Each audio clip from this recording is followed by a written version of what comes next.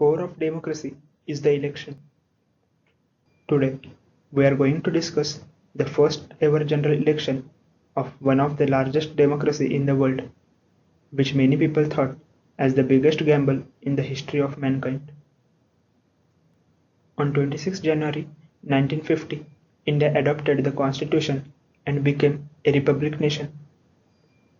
As per the constitution, India accepted the parliamentary democracy, which means the party with the greatest representation in the parliament forms the government.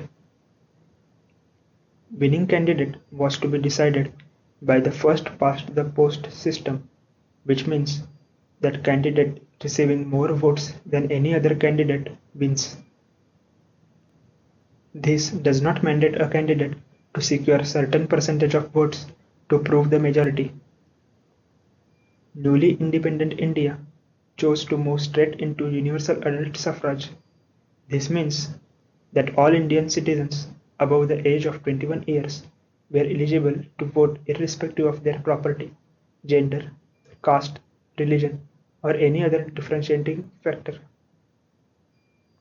In case of Western countries, right to vote was at first reserved to men of property, with the working class and women excluded from the franchise until much later. 2 years after independence, the Election Commission was set up to carry out elections after the adoption of Constitution. The task assigned to them was a mammoth, as they have to identify each and every eligible voter in the country, situated in every possible remote area. While many leaders were enthusiastic with the first step to democracy, many others thought of election as a crazy and stupid idea, considering the illiteracy rate in India. People were skeptical about the success of the so-called experiment of democracy. Let us now have a look at the political parties which participated in the first general election. The most prominent party was, of course, the Indian National Congress, which was the leading political force in the Indian freedom struggle. The party was led by Jawaharlal Nehru during the election campaign. In 1948, a group of brilliant young Congress members left the party to start a socialist party. This included the young hero of 1942 Quit India movement, Jayaprakash Narayan. In June 1951, former Congress party president J.B. Kripalani left the party to form Kisan Mazdoor Praja Party. In 1951, Dr. Shama Prasad Mukherjee formed a Bharatiya Janasangh, which was also supported by Rashtriya Swayamsevak Sangh, a right-wing organization. The Scheduled Caste Federation was revived by Dr. B.R. Ambedkar to participate in the first general election. Other strong political party was Communist Party of India, which was existing since pre-independence period. Though it was banned because of its armed struggle in Telangana state, the ban was revoked before election so that it can participate freely in the election. Apart from this, there were some regional parties like Akali Dal in Punjab, Jharkhand Party in Bihar, Dravid Kazhagam in Madras. There were also some communal parties like Hindu Mahasabha and Ram Rajya Parishad. Let us now discuss the challenges against the Election Commission for the first ever general election in India. First challenge was the number of voters and electorals. 17 crore 60 lakh Indians were the eligible voters to be registered.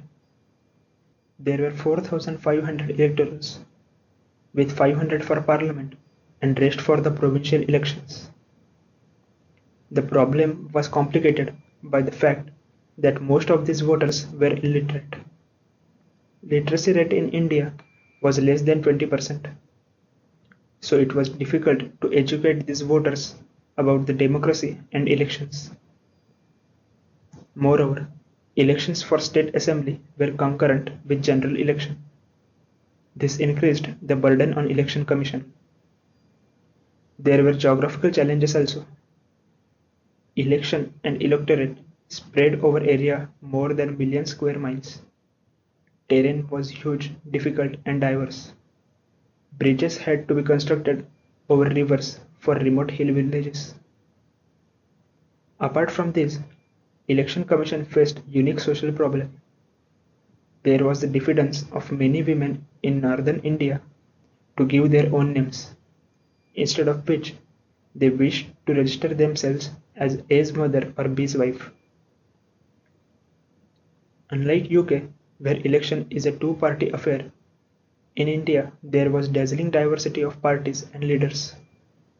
In the country where people couldn't read the party name, this diversity of parties put more load on the preparation for the election. Let us now discuss how Election Commission came over the challenges. In March 1950, Sukumar Sen was appointed as Chief Election Commissioner. Born in 1899, he was educated at Presidency College and at London University, where he was awarded a gold medal in mathematics. He joined the Indian Civil Services in 1921. He led the entire preparation for the first general election. 2,24,000 polling booths were constructed with 20 lakh steel boxes, for which 8,200 tons of steel was consumed. 16,500 clerks were appointed on 6-month contracts to type and collect the electoral rolls by constituency. About 3,80,000 reams of paper were used for printing the rolls. 56,000 presiding officers were chosen to supervise the voting. They were aided by another 2,80,000 helpers.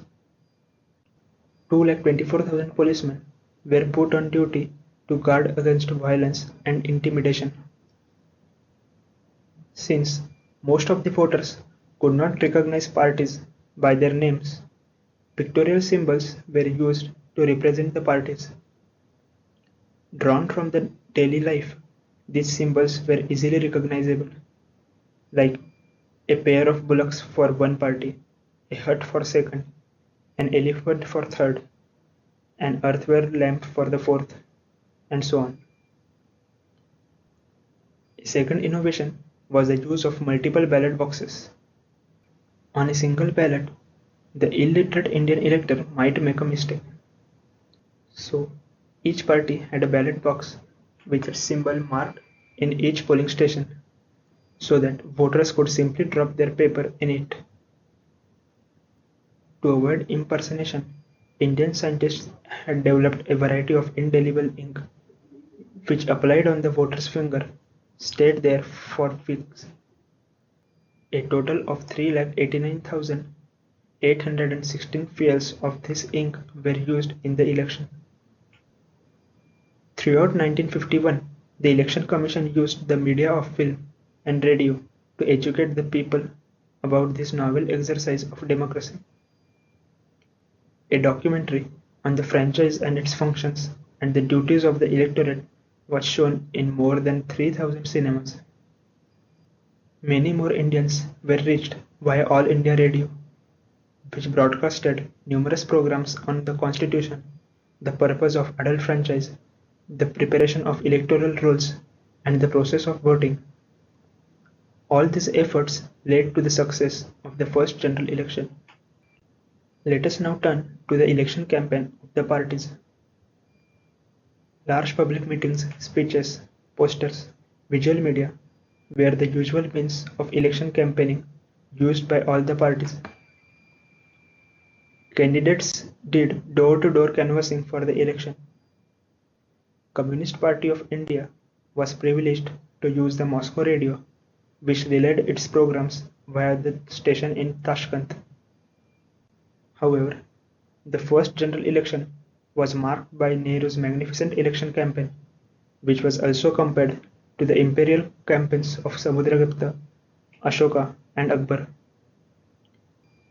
He faced problems like angry refugees, Andhras in south and Sikhs in north were getting restive. Kashmir question was still unsolved. There was also a wide opposition from outside and some dissidents within his own party. Nehru started the campaign on 1st October 1951. Within 9 weeks, Nehru covered the country from end to end. He traveled 25,000 miles in all, out of which 18,000 by air, 5,200 by car, 1,600 by train, and even 90 miles by the boat. He traveled more than he slept and talked more than he traveled. Nehru addressed 300 mass meetings and spoke to about 20 million people directly. This mammoth campaign led him to the clear victory in the first ever general election in India. Let us quickly go through the highlights of the election. The election was held over 4 months, starting from 25th October 1951. The first Indians to cast votes in a general election were a group of Buddhists from Tehsil of Chini in Himachal Pradesh. This is because the winter snows shut their valleys from the world. Total turnout of voters was 45.7% despite of the high levels of illiteracy. The highest turnout of 80.5% was recorded in the parliamentary constituency of Kottayam, which is in present-day Kerala. The lowest turnout of 18% was registered in Shahdol, which is currently in Madhya Pradesh. There were total 1,250 election offences recorded. Out of these, 817 cases were of impersonation of voter. There were 106 attempts to take ballot paper out of the poll stations. 100 instances of canvassing within 100 yards of polling station. Some of these canvassing instances were committed by painted cows unknowingly. Indian National Congress came out as winning party and Jawaharlal Nehru became the first elected Prime Minister of India. Congress secured 364 out of 489 parliament seats and 2,247 out of 3,280 seats in state assemblies. For parliament, Congress won 45% of votes and secured 74.4% seats. In state assemblies, Congress won 42.4% votes and secured 68.6% seats. Communist Party of India was the second leading party. Communist leader Ravi Narayan Reddy achieved the largest majority, even larger than Jawaharlal Nehru. There were also some striking defeats. 28 Congress ministers failed to win a seat. The constitution maker Dr. B.R. Ambedkar was defeated by an obscure milkman whose only achievement was that he was a Congress candidate. Let us now discuss what the achievements were. Sukumar Sen termed the election as the biggest experiment in democracy in the human history. This was because of the diversity of India, complicated by high illiteracy rate. Sukumar Sen led this experiment to the success. The successful election commenced the real democracy in India and completed the transition from colonial India to a democratic India. It silenced all the prophets of doom and gloom who said that India was not fit for democracy. Turkish delegates met Sukumar Sen so that they could work to resume interrupted progress of democracy in their own country. The process was gradually improved over years. The second general election reused the millions of ballot boxes carefully stored after the first general election. The period of election was reduced from 4 months to 3 weeks. The overall cost was reduced by 5 crore rupees. There were two major criticisms. Some thought that universal adult franchise was not fit for India as majority of people couldn't even read. Some other criticized the first past the post system and demanded for at least 50% majority. However, both the systems will always be in debate and no one can claim an absolute superiority of one over the other. 1952 election was a script jointly authored by historical forces for so long opposed to one another, the British colonialism and Indian nationalism. Between them, these forces had given the new nation what could fairly be described as a jump start to the democracy. In our next video, we will discuss Nehru's foreign policy. Thank you for watching this video. Please like, share and comment because discussion is solution. For more discussions, please subscribe our channel.